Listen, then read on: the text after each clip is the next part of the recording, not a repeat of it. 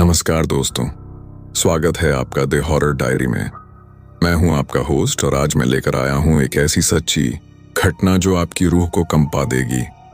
ये कहानी है भारतीय रेलवे के एक बहादुर गार्ड की, जिसने एक ऐसी रात का सामना किया जिससे उसकी जिंदगी हमेशा के लिए बदल गई। तो तैयार हो जाइए, क्योंकि आज की कहानी आपको ले जाएगी उस अंधेरी दुनिया में जहां मौत और जिंदगी के बीच की लकीर धुंधली हो जाती है। साहब, मेरा नाम राजू सिंह है। पिछले 15 सालों से मैं भारतीय रेलवे में गार्ड का काम कर रहा हूं। मेरी पोस्टिंग धनबाद जंक्शन से है और मुख्यतः मैं कोयले की मालगाड़ी में काम करता हूं। धनबाद से आसनसोल बर्धमान होते हुए कोलकाता तक का रूट मेरे लिए अपने घर के रास्ते की तरह जाना पहचाना था। उस दिन तक, जब तक कि 13 अक्टूबर 2019 की वो काली रात नहीं आई। साहब, मैंने अपनी ड्यूटी में कई अजीब चीजें देखी हैं। रात के अंधेरे में पटरी के किनारे छायाएं दिखना, दूर से आती अजीब आवाजें, और कभी कभी तो ऐसा लगता था जैसे कोई हमारी गाड़ी के साथ साथ दौड़ रहा हो। लेकिन उस रात जो हुआ वो सब कुछ भुला देने वाला था। रात के ठीक 11:30 हुए थे। मैं अपनी गार्ड बोगी में बैठा था। हमारी मालगाड़ी धनबाद से चली थी और 52 डिब्बों में कोयला भरा हुआ था। इंजन चला रहा था मेरा पुराना दोस्त महेंद्र ड्राइवर। हमने साथ में सैकड़ों ट्रिप्स की थी। रात का मौसम अजीब था साहब। हवा में एक अजीब सी नमी थी और आसमान पर बादल कुछ इस तरीके से छाए हुए थे मानो किसी ने काला कपड़ा ओढ़ा दिया हो। चांद भी छुप छुप कर निकल रहा था। मैं अपनी लॉग बुक में एंट्री कर रहा था कि अचानक एक जोरदार झटका लगा। मेरी बोगी हिल गई और मैं अपनी सीट से गिर गया। तुरंत मैंने रेडियो पकड़ा और महेंद्र को कॉल किया। महेंद्र भाई, क्या हुआ? इतना तेज झटका क्यों लगा? लेकिन रेडियो से सिर्फ सन्नाटा आया। फिर मैंने वॉकी टॉकी चेक किया, वो भी काम नहीं कर रहा था। मैं बोगी के दरवाजे तक गया और बाहर झांका। साहब, जो मैंने देखा वो मेरे होश उड़ा गया। मेरी गार्ड बोगी अकेली पटरी पर जा रही थी। न आगे इंजन था न पीछे कोई डिब्बा। मैं तुरंत इमरजेंसी ब्रेक लगाया, लेकिन बोगी रुकने का नाम ही नहीं ले रही थी। मैंने हैंड ब्रेक भी खींचा, लेकिन कुछ नहीं हुआ। बोगी अपनी रफ्तार से चली जा रही थी, मानो किसी अदृश्य शक्ति उसे खींच रही हो। मेरे पास मोबाइल फोन था, लेकिन नेटवर्क बिल्कुल नहीं आ रहा था। रेडियो भी डेड था। मैं पूरी तरह से अकेला था, एक ऐसी जगह पर जो मुझे बिल्कुल अनजान लग रही थी। साहब, मैं पिछले 15 सालों से इस रूट पर काम कर रहा था। हर स्टेशन, हर सिग्नल, हर पुल मुझे याद था। लेकिन अब जो पटरी दिख रही थी वो बिल्कुल अलग थी। दोनों तरफ घने जंगल थे, पुराने सूखे पेड़ जिनकी शाखाएं आसमान में हाथ की तरह फैली हुई थीं। हवा में एक अजीब सी बदबू थी, जैसे कुछ सड़ रहा हो। अचानक मुझे दूर एक लाइट दिखी। मैंने सोचा शायद कोई स्टेशन हो, लेकिन जैसे जैसे बोगी आगे बढ़ी मैंने देखा कि वो कोई स्टेशन नहीं था। वो एक पुराना टूटा हुआ प्लेटफॉर्म था। नेम बोर्ड पर कुछ लिखा था, लेकिन अक्षर इतने धुंधले थे कि पढ़ना मुश्किल था। सिर्फ लगड़ साफ दिख रहा था। बोगी उस प्लेटफॉर्म के पास धीमी हुई। मैंने सोचा कि शायद यहां रुक जाए, लेकिन वो बस धीमी होकर फिर से रफ्तार पकड़ने लगी। साहब, उस प्लेटफॉर्म पर मैंने कुछ साए देखे। पहले तो मुझे लगा कि मेरी आंखों का धोखा है, लेकिन फिर साफ साफ दिखा। वहां लोग खड़े थे, बहुत सारे लोग, लेकिन वो लोग जिंदा नहीं लग रहे थे। उनके कपड़े फटे हुए थे, चेहरे धुंधले थे, और वो सब मेरी तरफ देख रहे थे। जैसे जैसे मेरी बोगी आगे बढ़ी, वो सब अपने हाथ हिलाने लगे। मैंने आंखें बंद की और जब खोली तो वो प्लेटफॉर्म पीछे छूट गया था। लेकिन अब मेरे दिल की धड़कनें तेज हो गई थीं। अब हवा में अजीब आवाजें आने लगीं। पहले तो मुझे लगा कि हवा की आवाज है, लेकिन फिर साफ सुनाई दिया कोई रो रहा था, बहुत दूर से, लेकिन साफ साफ सुनाई दे रहा था। फिर अचानक मेरी बोगी के ऊपर कुछ गिरने की आवाज आई, जैसे कोई भारी चीज गिरी हो। मैं ऊपर देखने गया तो छत पर किसी के चलने की आवाज सुनाई दी। कौन है वहां? मैंने चिल्लाकर पूछा। आवाज रुक गई। फिर अचानक मेरी बोगी के दरवाजे पर दस्तक हुई। 1 बार, 2 बार, 3 बार। मैंने दरवाजा खोला। बाहर कोई नहीं था, सिर्फ अंधेरा और ठंडी हवा। साहब, अब मेरी बोगी में अजीब आवाजें आने लगीं। मुझे लगा जैसे कोई बात कर रहा है, धीमी धीमी आवाजें, जैसे कोई कुछ कह रहा हो लेकिन शब्द साफ नहीं है। मैंने कान लगाकर सुनने की कोशिश की और फिर साफ सुनाई दिया, बचाओ, मुझे बचाओ। मेरी सांस फूलने लगी। मैंने चारों तरफ देखा। बोगी में मेरे अलावा कोई नहीं था। फिर आवाज आई, क्यों छोड़ दिया, क्यों छोड़ दिया हमें। अब मुझे समझ आया कि ये आवाज कहां से आ रही है। मेरी बोगी के नीचे से, जैसे कोई पहियों के बीच में फंसा हो।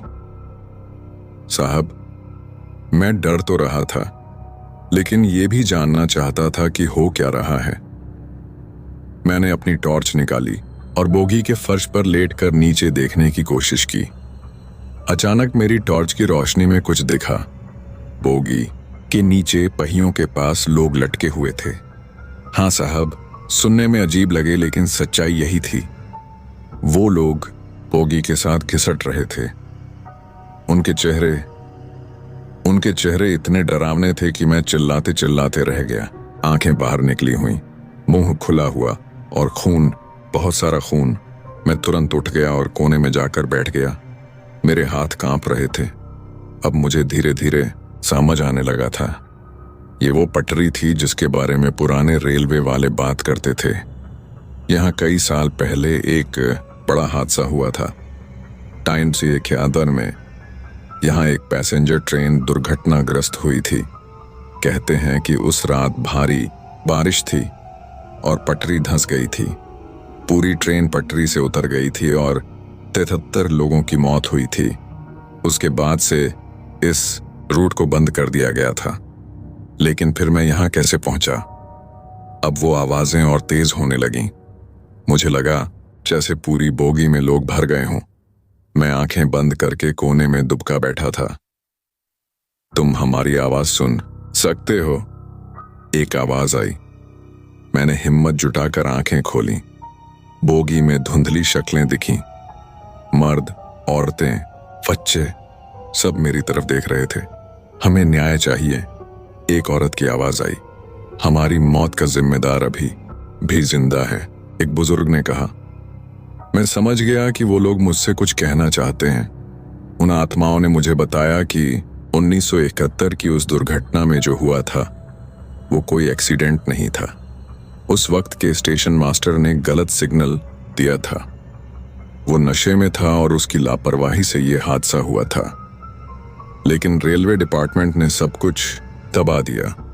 उस स्टेशन मास्टर को बचा लिया गया और केस को एक्सीडेंट बताकर बंद कर दिया गया। वो अभी भी जिंदा है, एक आत्मा ने कहा। अभी भी इसी शहर में रहता है और हमें शांति नहीं मिलती।